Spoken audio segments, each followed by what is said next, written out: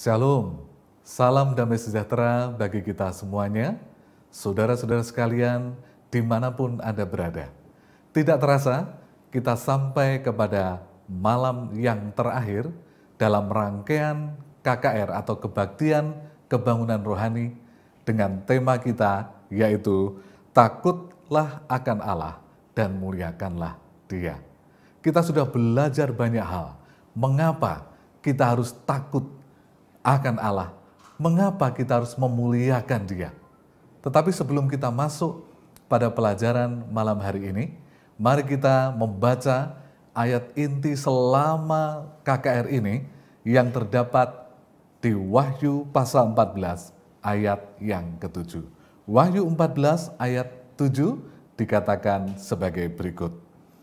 Dan ia berseru dengan suara nyaring, takutlah akan Allah dan muliakanlah Dia, karena telah tiba saat penghakimannya, dan sembahlah Dia yang telah menjadikan langit dan bumi, dan laut dan semua mata air.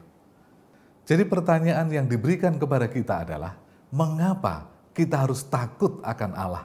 Dan mengapa kita harus memuliakan Dia? Mengapa kita harus menyembah Dia? Ayat tadi memberikan satu penekanan dan alasan yang paling tepat, yaitu penghakimannya sudah dekat.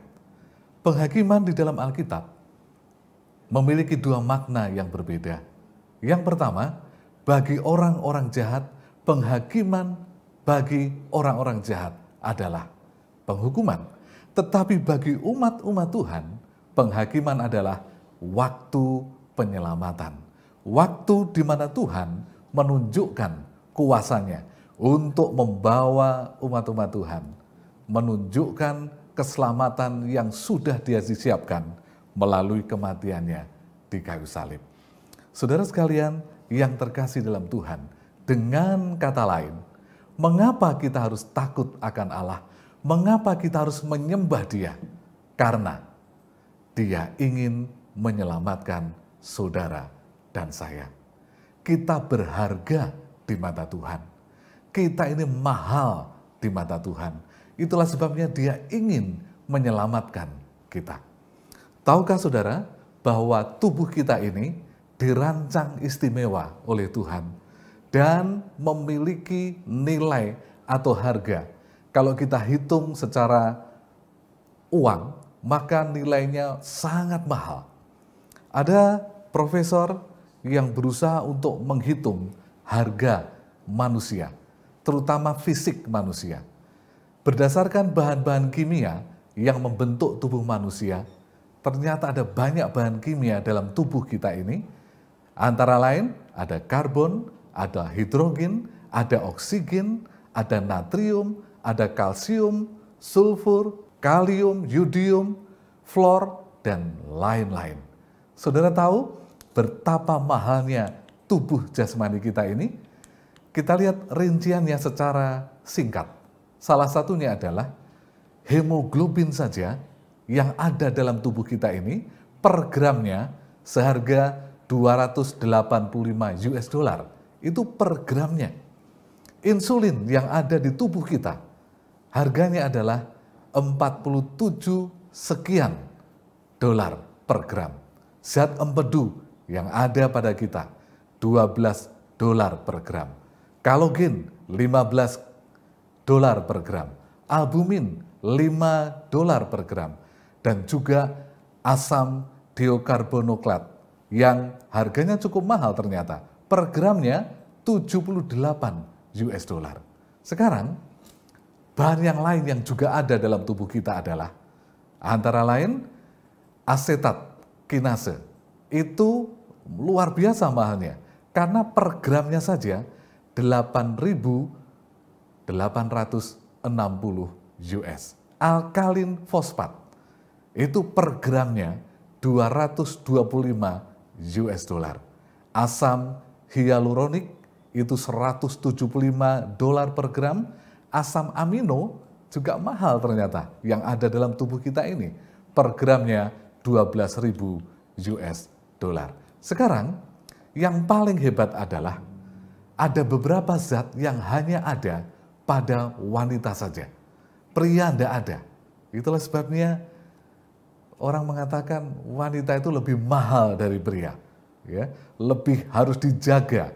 Karena secara fisik saja ada zat-zat yang tidak ada di dalam tubuh pria, tapi ada pada tubuh wanita. Apa itu? Kita lihat beberapa. Yang pertama adalah ada yang disebut dengan hormon tiroid. Ya.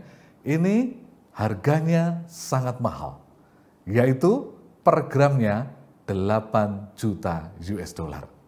Ada lagi hormon di pria yang tidak ada di pria, tapi ada di wanita. Dan ini lebih mengejutkan lagi. Kenapa? Karena harganya 17.500.000 US dollar.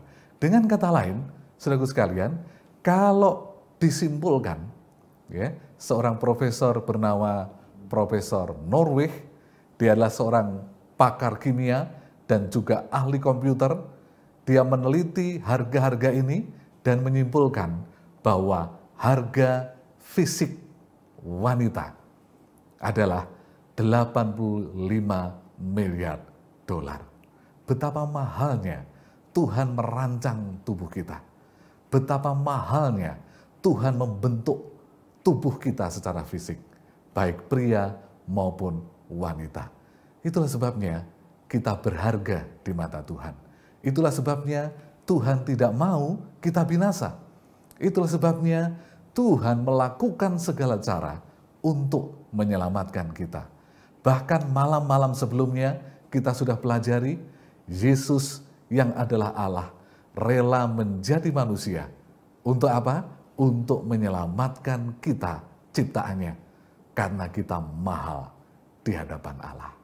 Saudara sekalian yang terkasih di dalam Tuhan. Tetapi ada pertanyaan.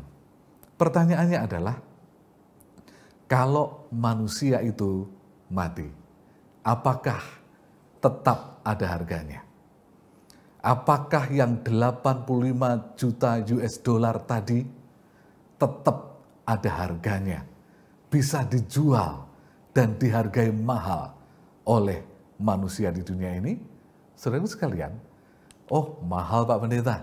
Sekarang ini kalau ada orang mati, mahal. Biaya pemakaman sangat mahal. Ya.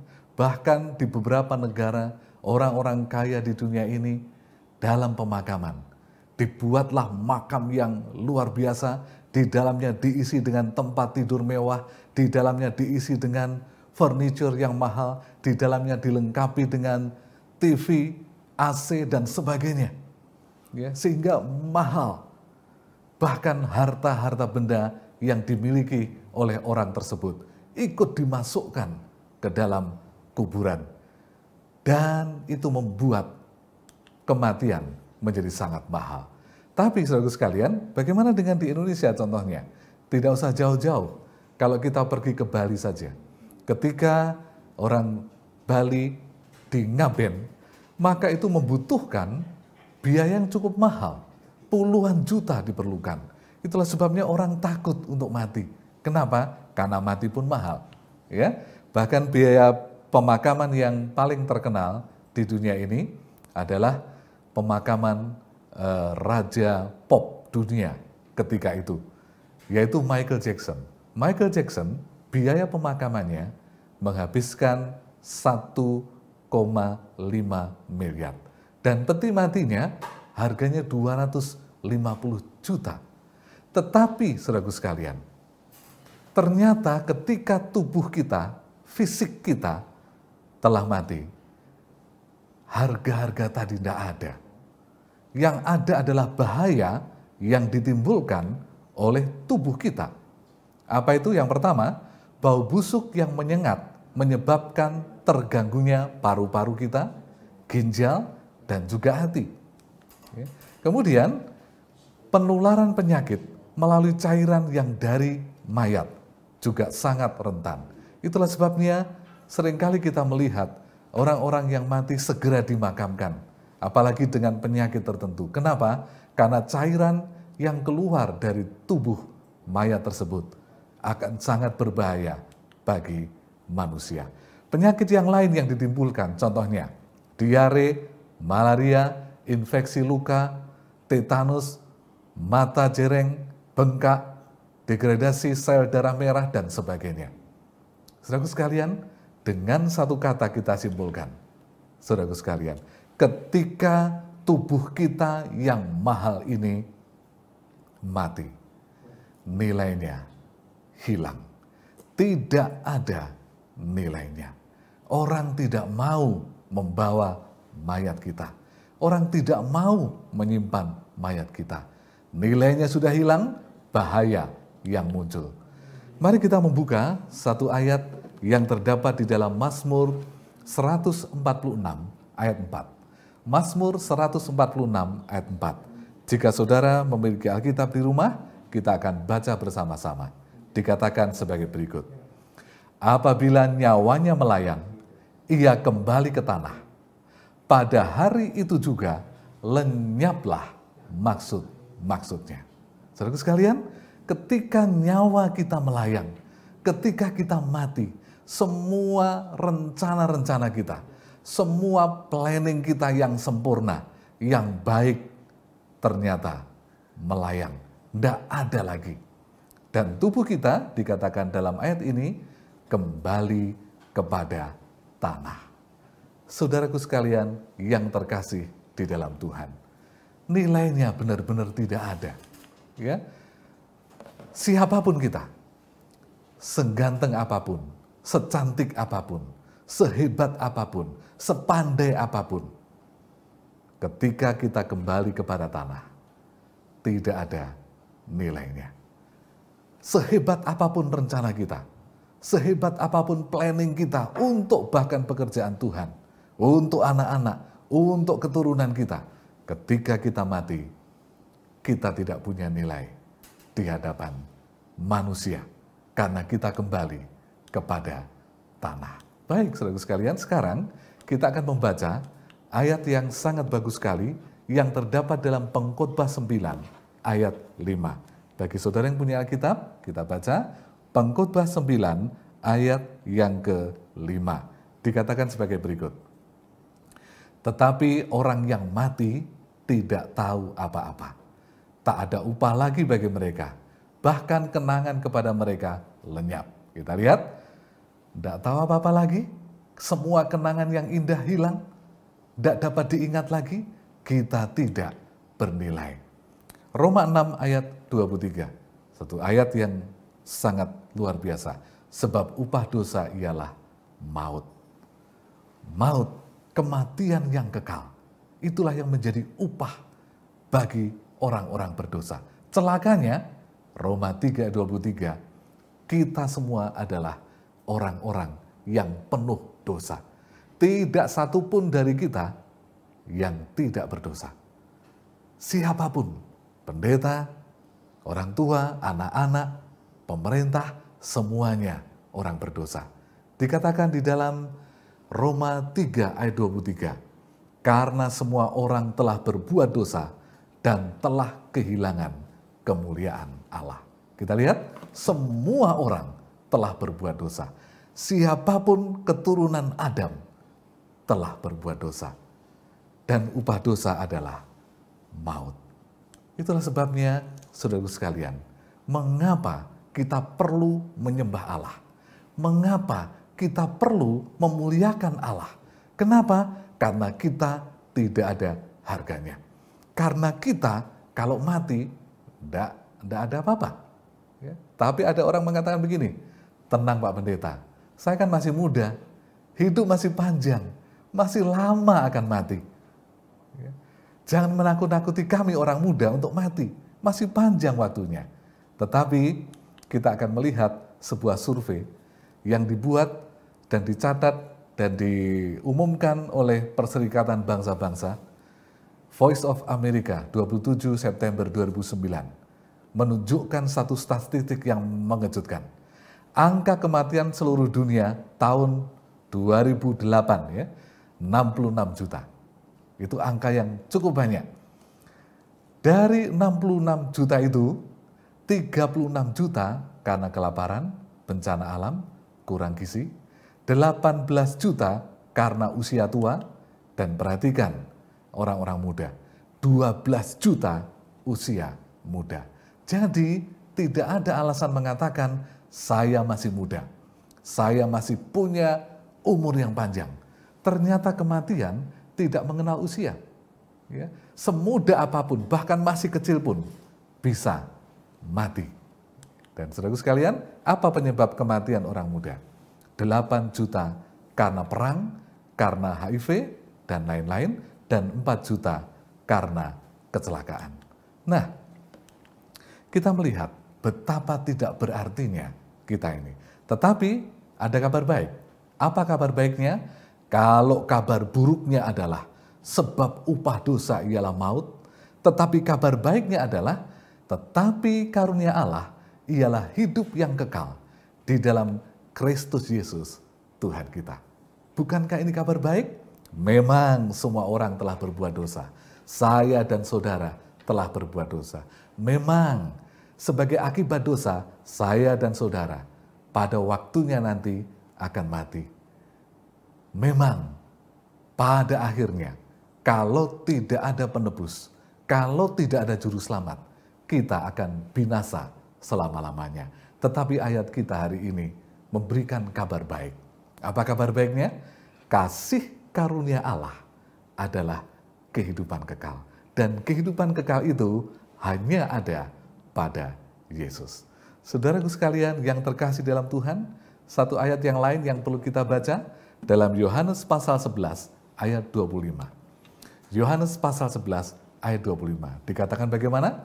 Jawab Yesus, akulah kebangkitan dan hidup. Barang siapa percaya kepadaku, ia akan hidup walaupun sudah mati. Ini janji yang luar biasa yang sudah dibahas secara lengkap pada hari-hari sebelumnya.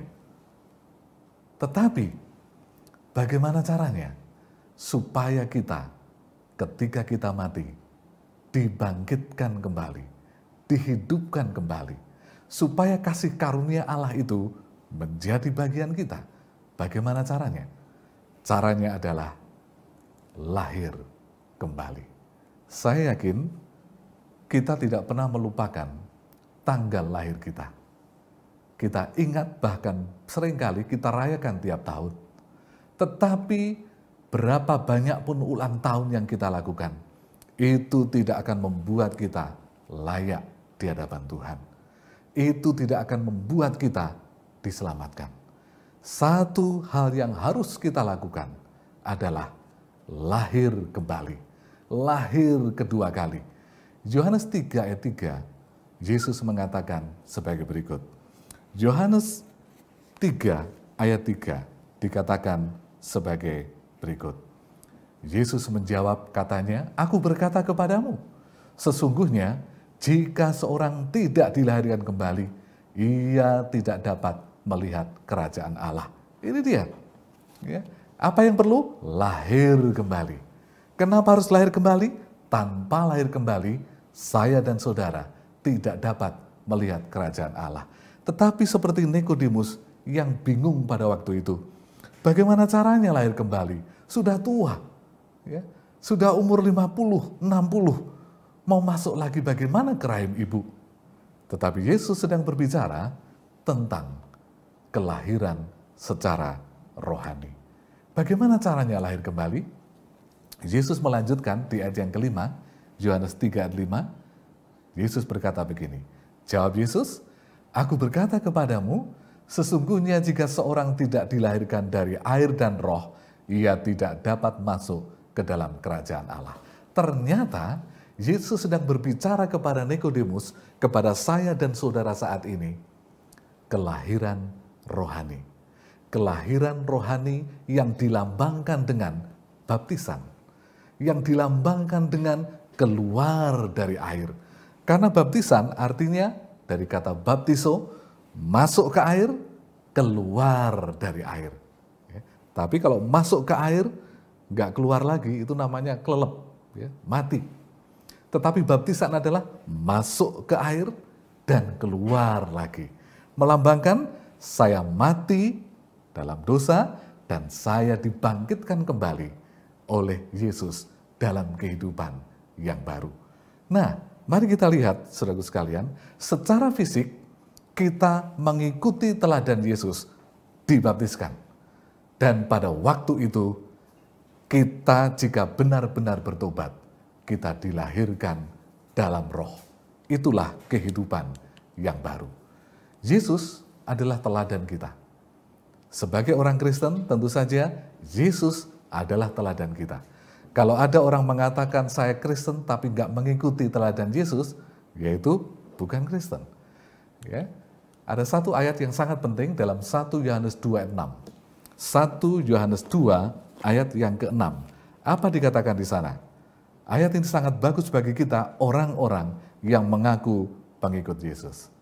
Barang siapa mengatakan bahwa ia ada di dalam Dia, ia wajib hidup sama seperti Kristus telah hidup. Barang siapa mengatakan saya pengikut Yesus, maka dia harus hidup sama seperti Yesus telah hidup. Apa artinya teladan?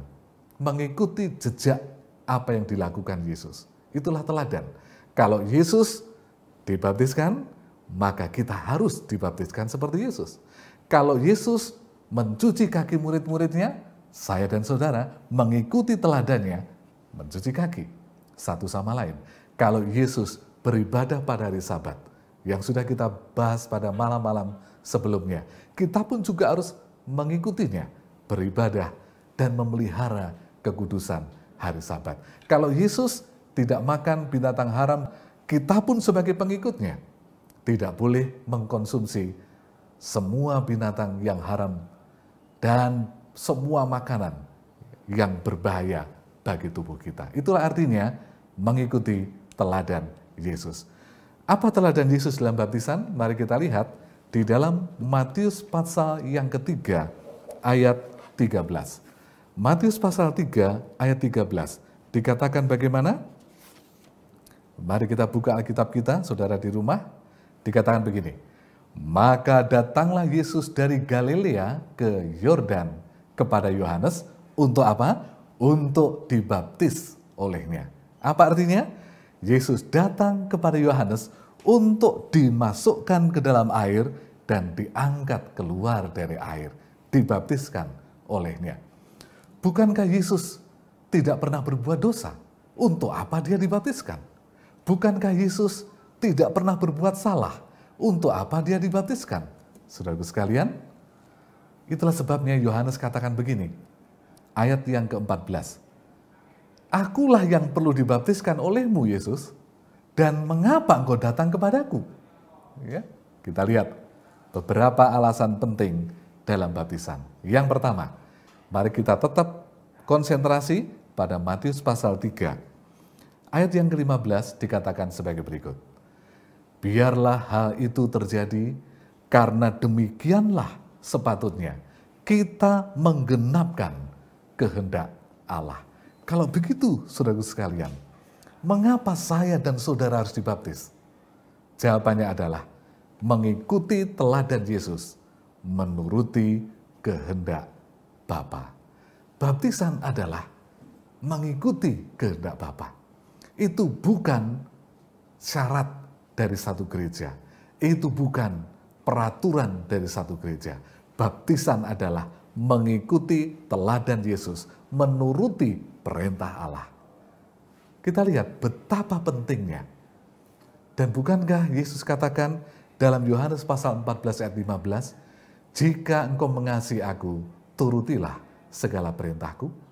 Dan sekarang, malam ini, Yesus katakan kepada kita, ikutlah teladanku. Apa teladannya? Dibaptiskan. Keluar dari air. Hidup baru. Itulah yang disebut oleh Yesus kehidupan lahir kembali. Jadi sekarang kita tahu mengapa kita harus dibaptis. Yang pertama adalah menuruti kehendak Bapa. Menuruti apa yang diperintahkan oleh Tuhan. Dan itu telah diteladani oleh Yesus bagi kita. Saudaraku sekalian yang terkasih dalam Tuhan, ketika setelah KKR ini, Anda menerima Yesus melalui baptisan yang kudus, itu bukan syarat dari gereja. tetapi itu adalah perintah Allah. Itu adalah menggenapi kehendak Bapa. Sekarang yang kedua, mengapa kita harus dibaptis? Tetap di Matius pasal 3, tapi kita akan membaca ayat yang ke-16. Apa dikatakan di ayat yang ke-16? Mari kita membacanya. Sesudah dibaptis, Yesus segera keluar dari air.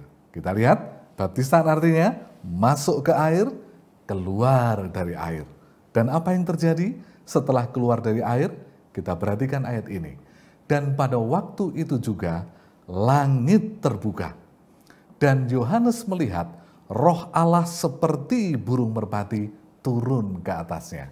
Apa yang dilihat Yohanes? Roh Allah seperti burung merpati turun ke atas Yesus.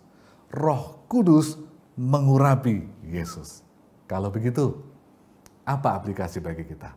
Mengapa saya dan saudara harus berani mengambil keputusan untuk dibaptiskan ketika kita mengambil keputusan menjadi milik Yesus? Karena seperti Yesus diurapi oleh Roh Kudus. Ketika saya dan saudara yang dengan sungguh-sungguh dibaptiskan, bertobat, keluar dari air, Roh Allah mengurapi kita. Kalau begitu, penting nggak dibaptis? Sangat penting. Karena kita memerlukan kuasa Roh Kudus.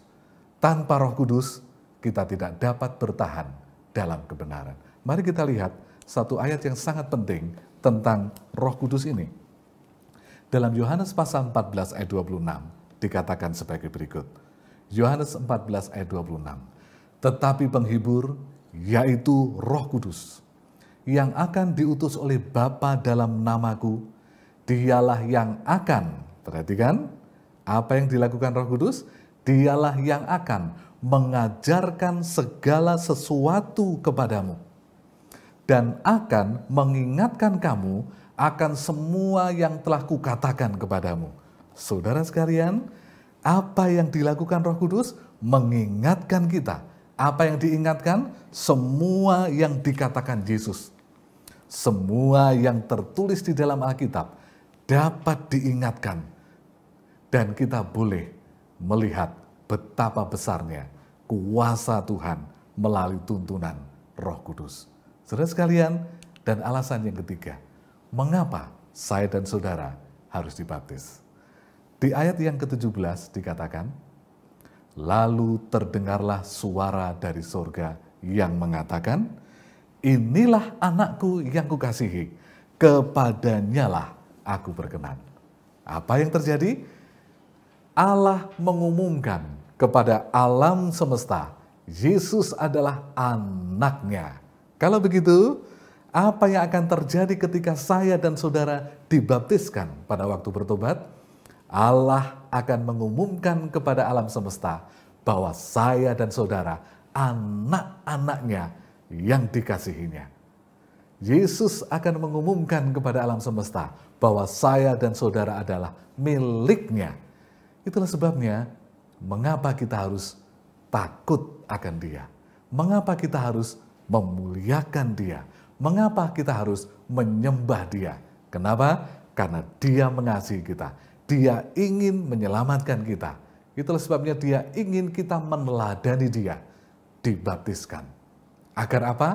Pertama, agar kita meneladani Yesus menurut perintah Bapa. Yang kedua, apa yang kedua? Agar kita diurapi oleh Roh Kudus. Yang ketiga, agar kita dapat memperoleh status yang baru, yaitu anak-anak Allah. Saudaraku sekalian, bisa nggak kita mengatakan saya ini anak-anak Allah, tetapi belum dibaptis? Menurut ayat tadi, tidak bisa. Kenapa? Karena baptisan keluar dari air. Ketika Roh Kudus mengurapi kita, ketika hidup baru menjadi bagian kita, saat itu Bapa mengumumkan kepada alam semesta, kita adalah anak-anaknya. Saudara sekalian yang terkasih, baptisan bukan akhir perjalanan. baptisan adalah awal perjalanan. Kita masih bisa jatuh ketika dalam perjalanan iman. Tanpa pertolongan Roh Kudus kita bisa jatuh. Kita bisa kehilangan keselamatan. Ada yang mengatakan sekali selamat tetap selamat. Itu bertentangan dengan Alkitab.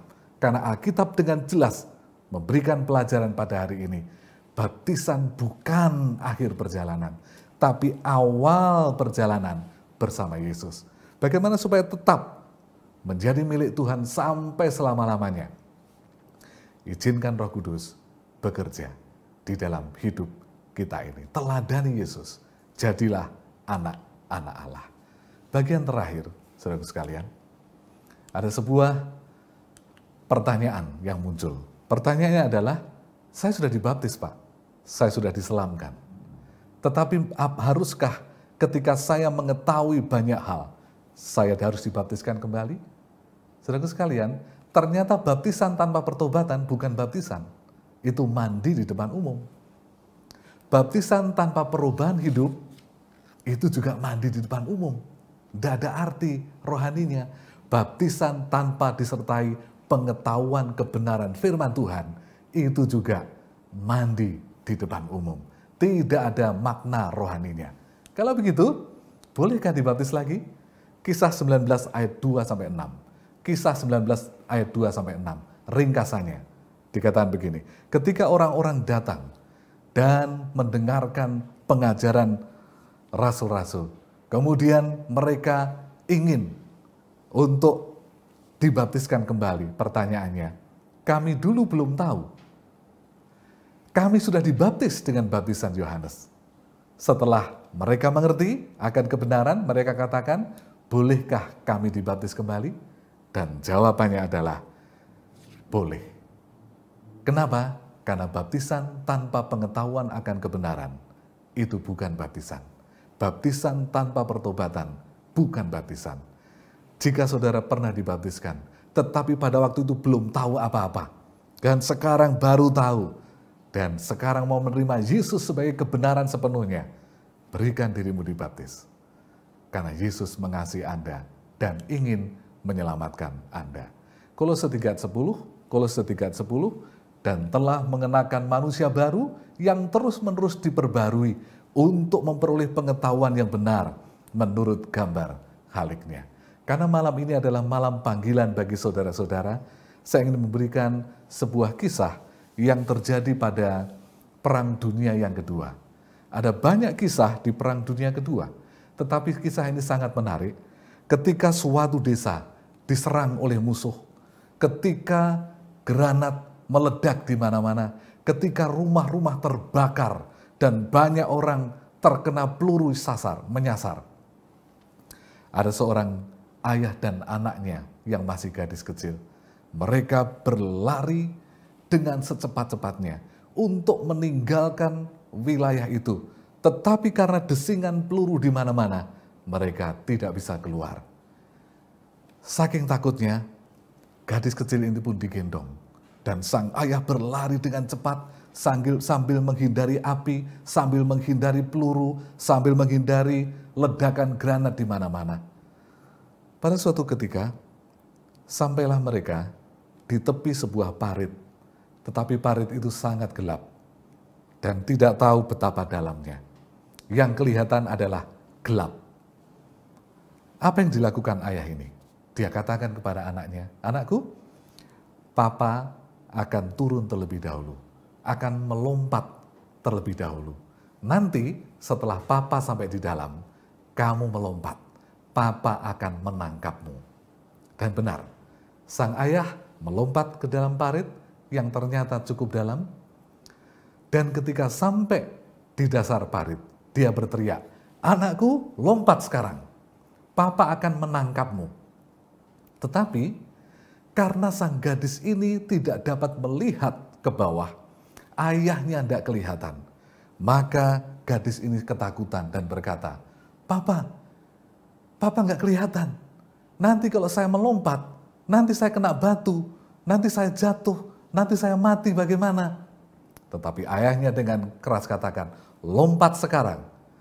Karena peluru begitu banyak, lompat sekarang. Api begitu luar biasa, lompat sekarang, aku akan menangkapmu. Saudaraku sekalian, gadis kecil ini katakan, tidak Papa, saya tidak berani. Tetapi sekali lagi, ayah ini katakan, lompat sekarang. Papa melihat engkau dengan sangat jelas. Papa akan menangkapmu. Saudaraku sekalian yang terkasih dalam Tuhan, memang benar. Ketika gadis itu melihat dari atas, kegelapan, ayahnya tidak kelihatan. Tetapi bagi sang ayah, anak gadisnya begitu jelas kelihatan. Kenapa? Karena kobaran api di mana-mana, sehingga kelihatan sangat terang. Akhirnya, anak itu pun melompat. Dan ayah itu menangkap dengan sangat baik. Mereka bersembunyi di parit itu dan selamat. Saudaraku sekalian, mungkin Anda menghadapi masalah yang sama dengan gadis tadi. Anda takut untuk melangkah mengikuti Yesus. Kenapa? Yesus tidak kelihatan. Benar enggak Yesus ini? Tidak ada gambaran sama sekali. Yang ada hanya kisah-kisah dalam Alkitab. Kalau saya melangkah, apakah benar saya akan diselamatkan? Kalau saya meninggalkan orang tua, kalau saya meninggalkan keluarga karena Yesus dan menerima baptisan yang kudus, benarkah Yesus tahu tentang hidup saya? Benarkah Yesus akan menangkap saya? Saudaraku sekalian, ingat kisah tadi. Mungkin saya dan saudara ketika dalam api pencobaan seperti sekarang, ketika dalam pergumulan, kita tidak melihat Yesus. Tapi tahukah saudara? Yesus memandang kita dengan amat sangat jelas. Api pencobaan, api kesusahan, api penderitaan yang sedang menimpa kita, tantangan-tantangan yang berat yang menimpa kita, justru membuat Yesus fokus kepada saudara, melihat dengan jelas kehidupan saudara. Dan ketika saudara berani melangkah untuk menjadi miliknya, Dia akan menangkap saudara, Dia akan memeluk saudara, Dia tidak akan membiarkan saudara. Dia ingin menjadikan saya dan saudara anak-anaknya. Dia tidak akan melepaskan kita. Saudaraku sekalian yang terkasih di dalam Tuhan, sekali lagi, mari kita datang kepada Yesus. Segera melangkah, jangan ditunda, karena mungkin besok kita tidak memiliki waktu lagi. Saudaraku sekalian, jika saudara masih ragu, sekali lagi, ingat, Yesus dengan jelas memandang saudara. Yesus dengan amat sangat gamblang melihat kehidupan saudara. Dan Dia sedang membuka tangan untuk menangkap saudara. Mari kita berdoa secara khusus untuk saudara-saudara yang bergumul untuk menerima baptisan, menerima kebenaran, menerima sebagai anak-anak Allah. Saya ingin berdoa secara khusus untuk saudara. Kita berdoa. Terpujilah Engkau, ya Bapa yang Maha Kasih. Terpujilah Engkau, ya Yesus, yang telah mengorbankan diri untuk mati di kayu salib, untuk membuka satu kesempatan bagi kami menerima keselamatan, menerima kehidupan kekal. Hari ini kami ingin belajar untuk menyembah Engkau. Hari ini kami ingin belajar untuk takut kepadamu, ya Bapa. Hari ini kami ingin belajar untuk berserah, karena kami tahu, walaupun kami tidak melihat dengan mata jasmani kami, tapi kami percaya Yesus sedang membuka tangan untuk menangkap kami ketika kami melangkah, mengambil satu keputusan, menjadikan Engkau sebagai juru selamat pribadi kami. Terima kasih ya Yesus, kami ingin ketika kami dibaptiskan, kami benar-benar meneladani firman-Mu, kami benar-benar menuruti perintah-Mu ya Bapa. Kami sangat rindu ketika kami dibaptiskan, Roh Kudus tercurah kepada kami agar menuntun kehidupan kami hari ke hari sampai kepada kehidupan yang kekal. Kami sangat rindu, ya Bapa. Engkau mengumumkan kepada alam semesta bahwa kami adalah anak-anak-Mu yang Engkau kasihi. Terima kasih. Tuhan mendengar, menjawab doa kami dalam nama Tuhan Yesus. Amin.